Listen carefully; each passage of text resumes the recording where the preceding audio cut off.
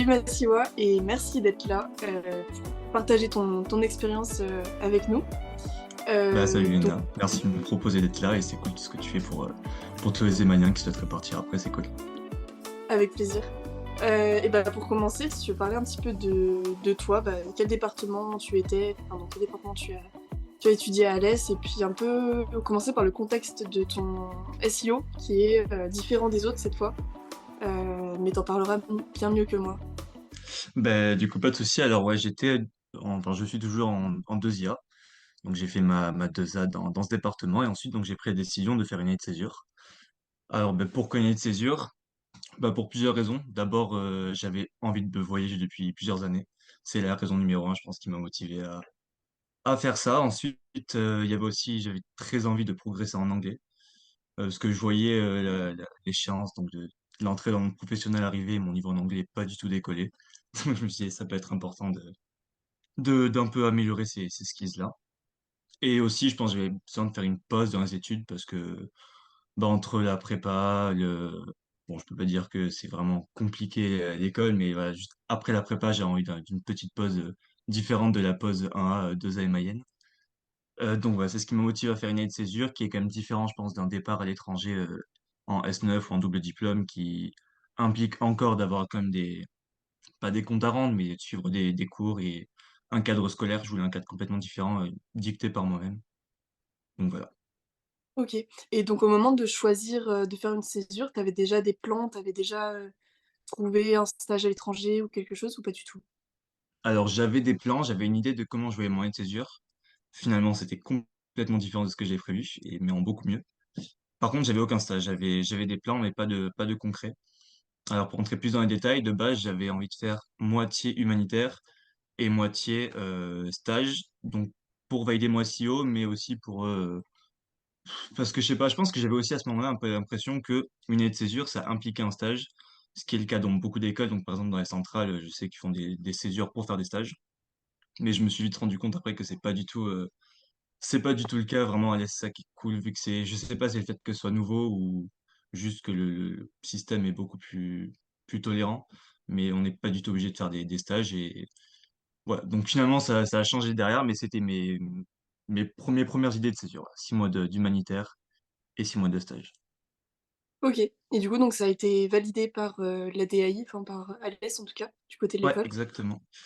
et tu as pu partir à la fin de ta 2A, et C'est ça. et là on est à la fin de l'été, tu vas reprendre la 3A, après cette année bien remplie.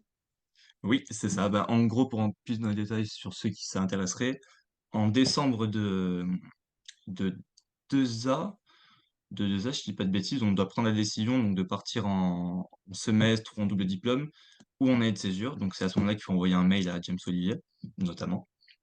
Ensuite, comme tu as dit, on a un rendez-vous avec l'ADAI pour parler un peu de nos projets de césure, pour voir s'ils acceptent ou pas. Donc ouais, c'est exactement ce que je leur ai dit, ce que je t'ai dit juste avant, les 6 mois d'humanitaire et les 6 mois de stage. Sachant que j'avais rien de concret, donc ça a largement suffi. Je suis même pas sûr que j'avais besoin de dire que je voulais faire un stage. Et donc je crois que c'était vraiment un mois après, j'ai reçu le mail disant que c'est validé. Donc ils sont assez chill là-dessus pour les valider des années de césure, ça va. OK, et bah, maintenant si tu peux commencer à nous parler un peu de ce que tu as fait, au cours de ta césure, en commençant, par ton stage peut-être? Ouais, alors ben, je vais commencer, donc pas dans l'ordre, mais dans plus la partie scolaire. Donc en janvier, donc j'ai commencé un stage aux États-Unis qui était censé, je dirais censé, on reviendra plus tard, durer 6 mois, à Miami Université. Donc c'est une université dans l'Ohio, dans la ville d'Oxford. Donc c'est une petite ville, c'est une ville universitaire. C'est un peu un ALES version américain. Donc en tout plus gros, c'est la ville tourne autour de l'université, un peu comme la ME, quoi. Vraiment, je crois qu'il y a 20 000 étudiants dans l'université pour 23 000 habitants dans la ville. Donc ça fait un petit ratio sympa d'étudiants. Donc vraiment, tout tourne autour de ça. Tout est designé pour les étudiants, que ce soit du côté associatif, du côté sportif ou juste ben, les bars, les boîtes. C'est un super cadre pour les étudiants et tous les gens que j'ai rencontrés là-bas, du coup, du côté satisfaction de vivre dans cette ville, c'est que des bons retours. Et ça, c'était vraiment un gros plus pour l'expérience là-bas. Pour le contenu du stage, donc le sujet, c'était sur alors c'est un sujet un peu délicat, c'était une plateforme de simulation pour le suicide des enfants. Alors ouais, sur le sujet pas hyper joyeux, surtout quand tu dois lire au début les notes et compagnie, bon, tu te prends un peu des gifs dans la gueule. Mais c'est intéressant, sachant que c'est censé être réutilisé derrière pour des actions de politique publique. En gros, savoir où mettre de l'argent, dans quel type de prévention pour diminuer, maximiser les diminutions de ce nombre de cas. Donc le sujet était hyper intéressant. Alors comment j'ai trouvé ce stage? Je pense que ça peut intéresser certains. Donc c'est un Français qui est en contact avec une personne des mines d'Alès qui était justement venue nous présenter donc ses travaux de recherche. Et bah, c'était justement au moment où j'étais en mode bah, je veux chercher un stage de 6 mois. Alors je voulais déjà les États-Unis à ce moment-là pour l'anglais et compagnie et parce que c'est sympa les États-Unis. Donc je suis allé lui parler à la fin, on a échangé, ça s'est bien passé. Et donc c'est à ce moment-là qu'on a dit bah, vas-y, je viendrai chez vous pendant 6 mois après quelques interviews avec les maîtres, les directeurs de la recherche là-bas. Voilà, ça c'est pour la partie technique. Au niveau du stage, du coup, tu avais des horaires assez fixes, tu étais plutôt libre. Les horaires Ça étaient se passe fixes. ouais. Alors c'est moi qui les fixé, il fallait juste que je fasse du 40 heures semaine. Euh, et moi je crois que c'était du 8h, 17h dans ces eaux-là. J'ai plus exactement à la demi-heure près, mais en gros c'était ça chaque jour. Donc du lundi au vendredi après le week-end, c'était très chill, très libre. Avec les Ok. gens que je rentrais là-bas, voilà, je faisais ma petite vie. Donc ouais, comme t'avais quand même pas mal de temps libre et ça t'a permis de rencontrer des gens sur place et de faire des découvertes. Ouais, le soir, en gros, ben, j'avais toutes les soirées de temps libre, donc ça, c'était cool. Je rencontrais les gens soit au début via les personnes qui étaient présentes dans le laboratoire de recherche où je travaillais, ou alors mon coloc qui était super sympa aussi, j'ai fait deux, trois trucs avec lui, mais petit à petit, bah, tu rencontres des gens à droite à gauche. C'était un minimum social et que t'aimes bien parler aux gens. Enfin, c'est vraiment pas compliqué aux États-Unis, vraiment, c'est les rois de la sociabilisation. Euh, donc ouais, ça va très vite de rencontrer des gens et de faire des trucs à côté. Pour tous les Ok. goûts, peu importe ce que t'aimes, tu trouveras des trucs là-bas, ça c'est cool. Ouais. Et globalement, donc ça s'est bien passé ou il y a eu des moments où c'était un peu moins bien, des choses que t'aimerais partager? Alors le côté social, c'était bien de A à Z. C'était vraiment, j'ai une expérience exceptionnelle là-bas, c'était trop cool.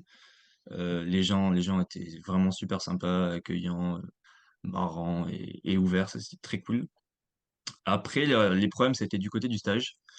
Euh, donc j'y suis allé en étant censé faire un certain type de stage sur un certain sujet, donc le machine learning, ça parlera aux deux IA.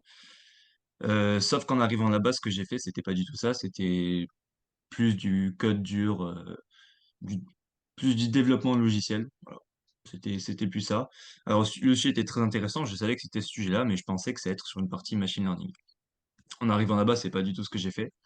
Au début, j'ai rien dit, je me suis dit, c'est le début du stage, tranquille, tu rentres dans le sujet, et c'est normal que tu vois des petits trucs avant. Sauf qu'au bout d'un mois, un mois et demi, je me suis dit, bah, c'est quand même étrange qu'au bout d'un mois et demi, j'ai même pas entendu parler d'une part de machine learning, et plus j'ai avancé dans le projet, plus je voyais même pas où est-ce qu'il pouvait y en avoir. Donc, je suis allé voir mon maître de stage, et je lui ai dit, bah, mec, c'est pas du tout ce qu'on avait convenu par mail quand je t'ai dit ce que je cherchais comme stage. Tu m'as dit, bah, pas de souci, il y a tout ce qu'il faut en machine learning, et tu feras un truc sur ça. En gros, il m'a répondu en me disant, ben, ouais, en gros, c'est sur ça que j'ai besoin de gens, c'est ça qui me rapporte de l'argent tout de suite.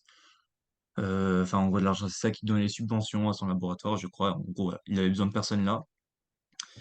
Et donc, c'était pas possible de me mettre sur un autre sujet. Il m'a mis sur un cours en parallèle de machine learning, mais bon, je suis pas venu faire des cours de machine learning aux États-Unis, j'étais venu faire un stage de machine learning.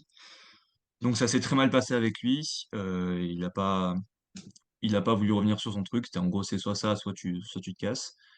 Donc ça s'est fini comme ça. En gros, lui qui voulait pas que je vienne et qui même bloquait le fait que je puisse basculer avec un autre chercheur là-bas, puisqu'il y avait des chercheurs qui faisaient du machine learning, mais il bloquait de ce côté-là. L'école essaie d'intervenir pour bah, lui dire, mec, enfin, fais quelque chose à STP.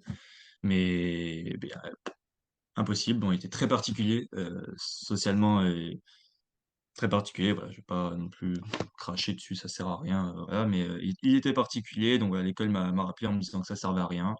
que je m'occupe plutôt de rentrer sans avoir de problème des États-Unis. Et donc ça s'est fini au bout de 2 mois au lieu de 6 mois. Pour le mieux, hein, Ok.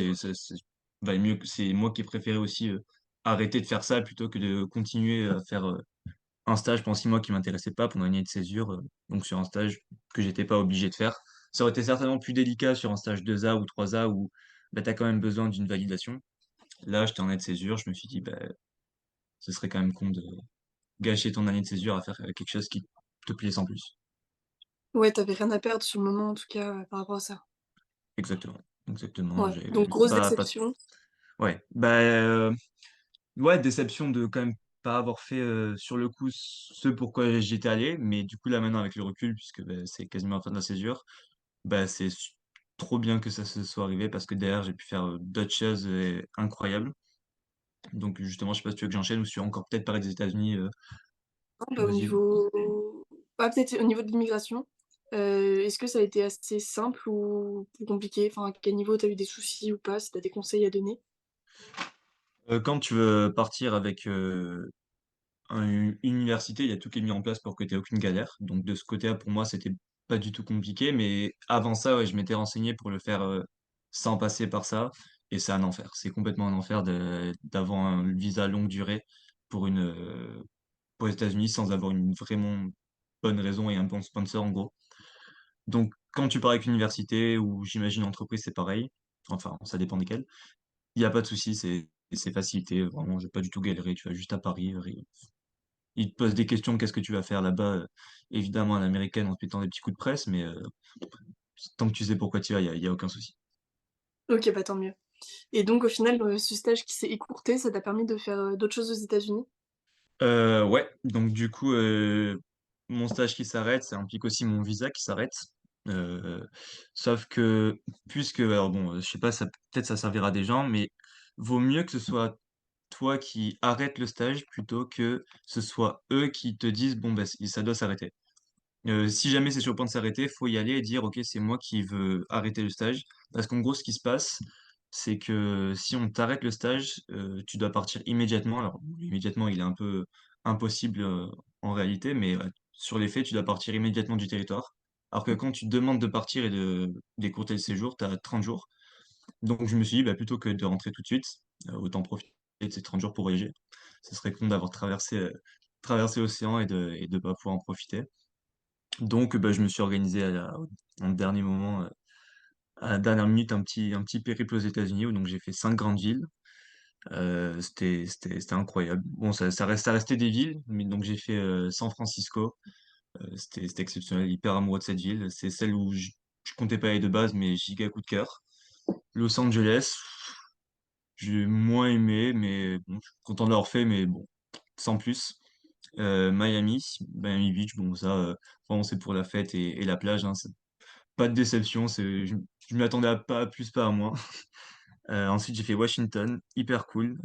Culturellement, je pense, que c'est une des rares villes aux États-Unis où t'as cette richesse en termes de musées, d'histoire, autant concentré. Et pour finir, j'ai fait New York. J'ai adoré New York. Pour le coup, j'avais des grosses attentes, et bah, pas du tout déçu. C'était génial. Donc, j'ai pu faire ce petit road trip là aux États-Unis grâce à l'arrêt de ce stage complètement, sinon je l'aurais pas fait. Ouais. Et c'était génial. Ça a duré 20 jours, enfin jusqu'à ce que j'ai plus mon visa. Parce que donc j'avais 30 jours, j'ai fait 10 jours encore à Oxford, à Miami University pour rester avec les potes que je m'étais fait et 20 jours de voyage.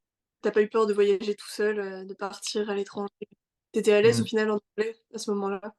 J'étais À l'aise en anglais? à l'aise. Ouais, ben voilà, ben, là on a parlé des États-Unis, mais avant ça j'avais déjà fait un voyage. Tu vois, on y reviendra après d'un mois et demi où ben, du coup j'avais que parlé anglais. Donc entre ça et mes 2 mois aux États-Unis, aucune crainte et aucun souci de partir, alors que ce soit seul ou en anglais, aucun problème de ce côté-là. Enfin, j'imagine que ça dépend des gens, mais moi c'est un truc que je kiffe faire du coup maintenant et aucun regret, bien au contraire.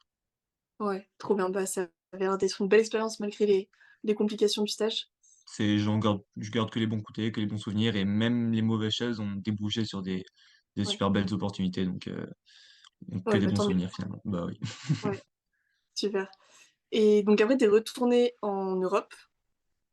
pour un Ouais, nouveau stage. Est-ce que c'est tu peux ça, nous en c'est parler ça. un peu Alors, plus? ouais, bien sûr. Entre-temps, j'ai eu le projet de faire un contrat pro en 3A qui a émergé. Et donc, pour pouvoir faire ce contrat pro et assurer que mon diplôme se valide à la fin de ma 3A, j'avais besoin quand même de valider mon SEO. Donc, le temps que j'avais passé aux États-Unis n'était pas suffisant, mais comptait malgré tout dans la somme totale des semaines que je dois passer à l'étranger. Donc, je me suis dit que j'allais chercher un nouveau stage pour pouvoir valider ce SEO. Là, c'était la seule raison, c'était juste valider mon SEO et pouvoir faire un contrat pro tranquillement. Donc, pendant que je faisais mes petits voyages tout autour des États-Unis, je cherchais à droite à gauche des stages. Donc, j'en ai finalement trouvé un, donc en Allemagne, dans la forêt noire, dans une toute petite ville qui s'appelle Furtwangen, dans une université encore une fois. Donc, c'était un stage de recherche une nouvelle fois. Et cette fois-ci, donc, était bien sur du machine learning, sur ce que je cherchais depuis le début. Et donc voilà, j'ai pris, une fois que j'avais fini mon petit périple, après 3 4 jours passés à la maison pour un peu souffler, c'était reparti pour un nouveau périple en Allemagne. Alors pour ce stage-là, donc comme j'ai dit, c'était du machine learning, hyper intéressant, mais le petit moins, c'était du côté social, la vie était morte. Honnêtement, c'était hyper triste.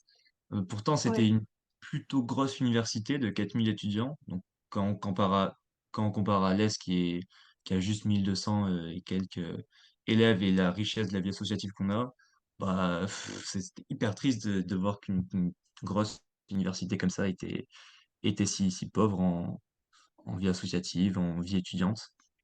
Donc ça, c'était un peu dommage. Malgré ça, j'ai rencontré des gens cool, mais ça faisait une sacrée différence entre ben, les voyages que j'avais faits et les États-Unis. ouais. Et Mais le tu parlais stage était... allemand? Alors pas du tout, je parle pas Pas un du mot tout. allemand. Ouais, je me suis bien assuré de ça avant d'y aller, que j'avais pas besoin de parler allemand parce que bah, sinon ça aurait été très compliqué. Même bonjour, j'ai un doute. Donc non, non, j'ai parlé anglais tout le long avec mon maître de stage. Et ça s'est très bien passé avec lui. Donc, voilà. Si, ça a été vraiment l'opposé des États-Unis pour le coup. Le stage s'est hyper bien passé, moi, avec mon tuteur incroyablement bien. Le stage était hyper intéressant, j'ai appris plein de choses. Mais c'était un peu plus calme du côté associatif. Voilà. C'est vraiment, il y avait un bar qui était ouvert toutes 2 fois par semaine. Les gens, le week-end, ils rentraient chez eux. C'est... Ouais, enfin, moi, je m'en fous parce que j'ai été juste pour un mois et je crois que voilà, c'était 2 mois le stage, mais finalement, en cumulé, j'ai dormi que un mois là-bas parce que je partais tout le temps. Euh, mais je me dis, ceux qui passent 3 ans là-bas, c'est un peu triste. Donc, pour ceux qui écoutent et qui pourraient avoir un double diplôme à Furtwangen University, si vous aimez bien la vie étudiante, bof, n'y allez pas. Ok, ouais, ça t'a pas marqué en tout cas. Non, le stage était très cool, mon tuteur était très cool aussi. Mais c'est bien pour un stage, pas pour faire ses études. Ouais. Et pareil, ce stage, tu l'as trouvé en cherchant des offres un peu sur internet au hasard? Alors ce stage-là, c'était du bouche à oreille. En gros, mon père connaissait quelqu'un qui connaissait quelqu'un. Bon, voilà, merci le réseau. Et donc finalement, je suis entré en contact avec lui, on a parlé, ça s'est bien passé. Et donc j'ai essayé d'y aller. Si jamais il y a des gens qui sont intéressés, pas hésiter à m'envoyer un message. Comme ça, peut-être je donne pas son nom là, je sais pas si c'est une bonne chose ou pas. Mais je pense qu'il c'est un mec hyper ouvert à accueillir des stagiaires. Voilà, que ce soit pour valider votre SEO ou si vous kiffez les Allemands, c'est peut-être une bonne opportunité pour vous. Ok, bah trop cool. Et donc là, dans ta césure, ton SEO est validé et Ouais, il te reste quand même peu de temps parce que tu as 1 an de césure et tu as fait du coup 4 mois de SEO. c'est ça. Bah, qu'est-ce que tu as fait pendant ces 6 derniers mois? Alors le plus intéressant du coup, c'est le reste. À mon sens, ouais, donc parce que j'ai pas fait une année de césure pour faire des stages. Euh, la première chose que j'ai faite, donc c'était après mes 4 mois de stage en 2A, prendre un mois de pause en septembre et préparer justement un année de césure. Et après ça, j'ai enchaîné avec un road trip en Europe. Donc j'hésitais beaucoup sur ce que j'allais faire. Et à un moment, j'ai dit, bon, bah, c'est bon, je pars. Je crois que c'est une semaine avant. J'ai réservé mon truc. Ça me trottait dans la tête, mais j'étais pas sûr de le faire. J'ai réservé mon billet avec alors Interrail. Je pense que ça parle pas à grand monde. C'est donc un billet qui permet de prendre le train en illimité en Europe, sur quasiment toutes les lignes. Je crois qu'il y a quelques TGV qui sont pas compris, mais enfin, vraiment, j'ai eu du mal à y trouver ces TGV. pendant donc la période de temps choisie selon le forfait que tu prends. Donc moi, c'était 2 mois. Donc pendant 2 mois, je pouvais prendre le train quand je voulais, même au dernier moment. Il y avait de temps en temps, je crois, tu devais payer un siège, donc 5 euros, mais sinon sans aucun frais supplémentaire. Pour donner une idée, alors je sais plus comment je l'ai payé, mais en tout cas, ce qui m'a marqué, c'est que je l'ai rentabilisé, genre je crois 4 fois. J'aurais payé 4 ou voire 5 fois plus cher si j'avais dû payer chaque billet de train. Donc ça, c'est vraiment un truc hyper cool à faire si vous voulez voyager pour un petit moment, même si vous voulez partir un mois pendant l'été avec des potes. C'est un truc hyper cool, parce qu'il y a aussi des forfaits qui permettent de partir un nombre de jours fixe sur une certaine période de temps. Donc en gros, pendant un mois, tu choisis 5 jours de voyage et ces 5 jours, tu voyages en illimité. Fin de la parenthèse sur Interrail, donc j'ai pris ce billet Interrail, j'ai pris mon sac à dos et je suis parti. Je suis monté dans un train et j'ai commencé mon périple à travers l'Europe. Donc au total, j'ai fait 13 pays, si je dis pas de bêtises. J'ai vraiment fait un tour. Alors je suis pas allé euh, le plus à l'est possible. En gros, j'ai fait l'Angleterre, la Norvège, la Suède, le Danemark, l'Allemagne, la Belgique, les Pays-Bas, la République tchèque, l'Autriche, la Slovénie et l'Italie. Je pense que j'ai oublié. Et donc tout ça en 40 jours. Donc moi, c'est ce que je voulais comme type de voyage. J'étais un peu speed, c'était genre 4 5 jours par ville selon où j'allais. Mais c'était exceptionnel en termes de rencontres, de richesse culturelle, de vie, de moments de vie, tout simplement. C'était fou. Et surtout le fait de partir tout seul, tu peux un peu appréhender au début. Tu dis, ben, je sais pas, est-ce que je vais pas m'ennuyer? Est-ce que je vais trouver des gens avec qui rester?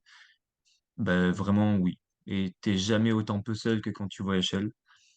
Et ça, je pense, c'est vraiment un truc à faire dans sa vie pour ceux qui se sentent de le faire. Parce que, encore une fois, je suis pas sûr que ce soit le kiff de tout le monde. Mais hyper belle expérience. Voilà, je sais pas si tu as des questions par rapport à ça. Ouais, non, ça me fait juste rêver en tout cas. Ouais, ça va être Vraiment, en trop plus, toi qui je sais adore voyager aussi, c'est vraiment un truc hyper cool à faire. De juste, tu prends ton sac à dos et tu pars. Il y avait des fois où je prenais mon train une fois que j'étais dedans. Enfin, j'exagère quoi. Quand il partait 10 minutes avant, je le réservais et je montais dedans. OK Et et ça du coup, tu allais voir un peu des amis par-ci par-là, un peu partout bah ouais, pour il y loger? avait quelques endroits où il y avait donc des potes, mais c'était vraiment pas toutes les étapes. Je pense que ça devait être 4 fois que c'est arrivé sur les OK. 13 pays. Mais sinon, le reste du temps, c'est auberge de jeunesse. Mmh. Et c'est vraiment là où tu rencontres tout le monde. C'est pas cher. Il y a toujours des trucs qui sont organisés. Toujours du monde qui y est, peu importe la période de l'année. Parce que je m'étais aussi dit, octobre-novembre, bah, c'est peut-être pas le meilleur moment pour voyager ou pour rencontrer du monde. Bah, je pense que les gens, il n'y a pas de moment où ils voyagent pas. Peu importe la période, il y a toujours du monde. Donc, ouais, auberge de jeunesse, c'est le meilleur bail pour Ouais, ça. trop cool et bah, après ton stage en Allemagne, tu es reparti? Alors, ouais. Donc, pour la chronologie, après l'Europe, je suis parti aux États-Unis, ensuite l'Allemagne. Et ensuite, encore une fois, quelque chose qui n'était pas du tout prévu, mais qui a pu être réalisé grâce à la fin du stage aux États-Unis. C'est donc un peu, on revient sur ce que je voulais faire de base pendant ma césure. J'ai pu faire un voyage où j'ai fait du volontariat en Tanzanie. Ça s'est vraiment décidé plus ou moins sur un coup de tête avec une pote, avec Laetitia, parce que justement, je l'ai appelé pour dire que bah, je vais partir aux États-Unis parce que c'était pas ouf. Enfin, c'était pas ouf. Le stage était pas ouf. Et là, on s'est dit, bah, vas-y, on part faire du volontariat. Et c'est parti de là. Bon, ensuite, ça a traîné pour l'orga, mais ça, c'est la classique. Donc, ouais, je suis parti en Tanzanie, dans une école pour les enfants qui n'ont pas accès à l'éducation. En gros, l'objet principal, c'était d'être assistant professeur. Parce que bon, on n'est pas des profs, je pense, c'est pas possible de s'improviser non plus prof pour une classe entière si t'as pas trop les compétences, mais assistant, largement. Et ils en avaient bien besoin. Donc pendant 3 semaines. À côté de ça, il fallait aussi faire de la levée de fonds parce qu'ils sont en train de créer une autre école pour accueillir plus d'enfants, puisque bah, malheureusement, ils pouvaient pas prendre tout le monde avec le petit bâtiment qu'ils louaient. Donc on a eu un jour sur le terrain pour un peu aider à l'avancement des travaux, mais on a été bloqué par le manque de moyens. Donc on est reparti à l'école pour assister les profs pour donner des cours. Mais c'était exceptionnel comme expérience. Je me posais pas mal de questions avant de partir. de questions éthiques, en mode est-ce que ça va autant leur apporter que ce que toi ils vont me donner? Parce que du coup, bon, on payait un petit truc pour être logé et nourri, mais c'était rien, c'était 50 $ par semaine. Même si là-bas, c'est peut-être pas rien, je sais pas si 50 $ par semaine, même là-bas, c'est peut-être pas beaucoup, je sais pas, je me rends pas compte. Mais j'ai l'impression que c'était pas beaucoup. Et je me demandais, est-ce que ce petit truc qu'on apporte, et l'aide, ça, ça valait le fait qu'ils nous hébergent, qu'ils nous nourrissent et qu'ils prennent de leur temps pour nous expliquer ce qu'il faut faire aussi, parce que bah, au début, faut que tu apprennes. Voilà, je me posais ça. Il y avait aussi, ouais, est-ce que pour les enfants, une question peut-être plus émotionnelle, j'avais lu plusieurs fois que bah, les enfants ils s'attachent très vite et que du coup, le fait qu'il y ait des gens qui viennent, qui repartent, qui viennent, qui repartent, ça pouvait bah, peut-être créer des soucis à ce niveau-là. Mais donc, bon, j'avais beaucoup parlé, que ce soit autour de moi, ou on en a même un petit peu parlé avec des gens qui gèrent ce genre d'association. Et bah, tout le monde a écarté justement ses craintes en disant que bah, c'est bien de se poser des questions, mais que si des gens ont besoin d'aide et que c'est quelque chose de gratuit ou c'est pas en gros du tourisme, parce qu'il y a beaucoup de trucs de volontariat où tu dois payer 800 $ la semaine, ou bah, finalement c'est pas du tout du volontariat, c'est juste du tourisme. Bah, la moindre aide, si la demande c'est qu'elle est nécessaire, faut pas non plus la négliger. C'est sûr que tu vas pas sauver le monde, évidemment, faut pas partir de ce principe-là en mode ouais, je suis un conquérant, je vais aider tout le monde, moi, petit homme blanc de 24 ans. Non, évidemment non. Mais la moindre aide, c'est déjà ça, et c'est cool de pouvoir participer un petit peu. Donc voilà, je sais pas si d'autres personnes pouvaient se poser ces questions, mais je sais pas, j'espère que ça peut aiguiller certains. Mais ouais, Ouais, donc ouais. ouais, Pas de regret de l'avoir fait. aucun regret, ça s'est super bien passé. En plus de ça, le week-end, évidemment, il n'y a pas école. Donc on a eu l'occasion d'aller visiter aussi un peu le pays. Et c'est magnifique. Je connaissais pas du tout le pays. Aucune idée de ce à quoi ça ressemblait. Mais c'était vraiment magnifique. Les paysages sont si variés, que ce soit des paysages arides, il y a de la jungle, il y a des montagnes, il y a des lacs. C'est incroyable, incroyablement riche. Et on a aussi eu l'occasion de faire un safari. Et ça, c'était vraiment fou. C'était pas du tout prévu. Je pensais pas du tout le faire. Mais on a fait ça justement avec bah, contacts de personnes pour qui on faisait le volontariat, qui nous ont mis avec des gens hyper cool pour faire ça. Et c'était une super expérience. Faut faire attention encore une fois aussi au type de safari qu'on fait, parce qu'il y a plein de safaris privés où ben, en fait, les animaux ils sont maltraités. Mais les réserves nationales, il n'y a aucun problème de ce côté-là. C'est hyper sûr. Au contraire, l'humain risque plus s'il fait une connerie que les animaux limite. Donc expérience incroyable, volontariat en Tanzanie. Encore une fois, si des gens sont intéressés par du volontariat, j'ai ce contact-là, ils ont besoin d'aide, que ce soit même si vous voulez pas donner des cours ou faire assistant, ils ont besoin d'aide pour des gens qui font de la levée de fonds, des petites actions. Ça peut intéresser la relève de Tiki, s'ils veulent continuer à faire du volontariat pour la suite de la 2A, 3A ou même après. OK, trop bien. Sinon, par rapport à tout ce qui est financier, l'argent, comment tu as pu, te débrouiller là en vivant, pendant un an, à droite à gauche? Est-ce que tu peux nous donner un peu des détails si ça te gêne pas? Ou pas du tout. Bah, c'était une grosse question au début de ma césure. Au début, je comptais justement travailler 6 mois quand j'ai abandonné l'idée de faire 6 mois humanitaire stage. Je me suis dit, bah, peut-être je fais 6 mois d'abord, 2 stages pour commencer, pour avoir un peu d'argent de côté. Et comme ça, si je peux faire humanitaire ou pas, j'ai de l'argent de côté pour ensuite voyager. Mais je me suis dit après coup, si je voyage 6 mois sur un an de césure, ça fait quand même la moitié de mon temps de liberté. Et si j'avais pas le choix, je l'aurais fait, mais je me suis plutôt orienté vers un prêt étudiant qui était mieux pour moi en tout cas à tous les niveaux. C'était mieux économiquement déjà parce en faisant un prêt, alors bon, je m'y connais pas très bien en finance et compagnie, mais j'ai cru comprendre que ça rapporte de l'argent finalement par rapport à si t'en avais gagné par rapport et ouais, je suis nul en finance, je me rappelle plus le terme, mais en tout cas, j'ai fait ouais, un prêt étudiant euh, alors j'avais fait un prêt de 7500 qui a couvert une partie des frais, alors tous les frais de voyage, Alors, j'avais mes parents derrière qui m'aidaient pour les frais de nourriture, juste de nourriture. Ils m'ont dit, enfin, tu veux voyager, c'est ton truc, c'est ton problème, donc tu te débrouilles, donc logique. Et donc, c'est pour ça que j'ai fait mon prêt. C'était pour toute la partie voyage, la partie nourriture. C'est heureusement qu'il y avait mes parents derrière. Sinon, j'aurais fait juste un plus gros prêt, ce qui aurait pas été un souci du tout. Et puisque c'est plutôt orienté pour les étudiants d'EMA, ce podcast, ouais, pour nous, on n'a aucun problème à avoir un prêt étudiant. Vraiment, les banques, elles vous attendent les bras grands ouverts, elles attendent que ça, qu'un futur ingénieur vienne chez eux. Donc, vous aurez aucun mal à négocier. Après j'ai parlé avec plusieurs personnes qui avaient pas envie de commencer leur vie professionnelle avec des dettes. Je peux comprendre, ça dépend de comment on voit les choses. Moi, ça me dérange pas du tout de commencer, bon, à 7 500, donc ça va, mais même ça avait été 15 000, 20 000.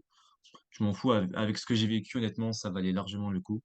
Et l'argent, si on est ingénieur, on l'aura plus tard. Je pense que on devrait pas trop courir après le travail, mais une expérience comme ça, c'est vraiment une fois dans une vie. Ouais, bah, c'est bon à savoir en tout cas, ce genre de choses. Et parmi toutes tes expériences là que tu as vécues en césure, est-ce que tu as un moment, un souvenir, une anecdote, qui t'a marqué, que tu aimerais partager, Une comme seule? ça? Oh, ce serait vachement restrictif. Une seule? Alors ouais, ouais, peut-être un truc qui pourrait un peu résumer la mentalité dans laquelle j'étais pendant cette césure. C'est pas une anecdote qui arrive juste une fois, c'est à chaque fois que j'arrivais dans un nouveau pays, j'avais toujours cette nouvelle sensation, surtout au fur et à mesure que enfin, je savais pas ce que ça allait être, mais je savais à quoi plus ou moins m'attendre en découvrant un pays. Mais il y a toujours cette petite excitation qui arrive juste quand tu mets le pied, quand tu sors du train, tu sors de l'avion, tu poses un pied et que tu dis, OK, bah, ça y est, une nouvelle terre à explorer, à découvrir, que ce soit les lieux, les gens ou la culture. Je pense à c'est les petits moments qui m'ont quand même bien marqué dans cette année, c'est ce moment où, OK, bah là, ça y est, je sors d'une ville que je commençais à connaître, et ben, repartir à zéro et tout redécouvrir, et c'est une sensation géniale. Ouais, donc tu étais vraiment ouvert, aux découvertes pendant toute cette année? Complètement, complètement, et il faut l'être quand on voyage de toute manière, sinon on passe à côté de plein de belles choses. Ouais. Et bah, sinon pour conclure, est-ce que tu as un petit conseil pour quelqu'un qui serait peut-être intéressé par une césure, mais qui serait pas 100 sûr de lui ou quelque chose que tu voudrais partager en plus, par rapport à tout ça? Ouais, Donc fais-le. C'est ça, tu une césure, vraiment n'hésite pas. Toutes les petites choses qui peut-être te retiennent de le faire, qui disent: «Non, c'est pas pour moi, je vais pas y arriver» ou «C'est trop compliqué, je sais pas si je vais réussir à sauter le pas». C'est dans ta tête et c'est des choses que tu es largement capable de faire. Peu importe, que tu sois sociable, pas sociable, que t'aimes être seul, t'aimes pas être seul. Si tu c'est que tu as un peu envie de le faire et que ce qui te retient, c'est irrationnel, donc hésite pas, fais-le. Tu vas avoir une des meilleures expériences de ta vie, si c'est pas la meilleure, et faut vivre ce genre de choses, surtout à notre âge. super. Bah, merci beaucoup Massiwa. Merci C'était à toi de faire ça, hyper, c'est trop cool. hyper dépaysant de découvrir tout ça avec toi. Donc Beh j'espère que ça pourra en inspirer certains pour faire une aussi belle expérience. j'espère aussi que ça a motivé des gens à voyager, parce que c'est vraiment, enfin, selon moi, en tout cas, la plus belle chose à faire de sa vie. Trop cool. Bah, merci beaucoup. À Bah, bientôt merci à Massiwa. toi, trop cool que tu fasses ça, à bientôt, Ina.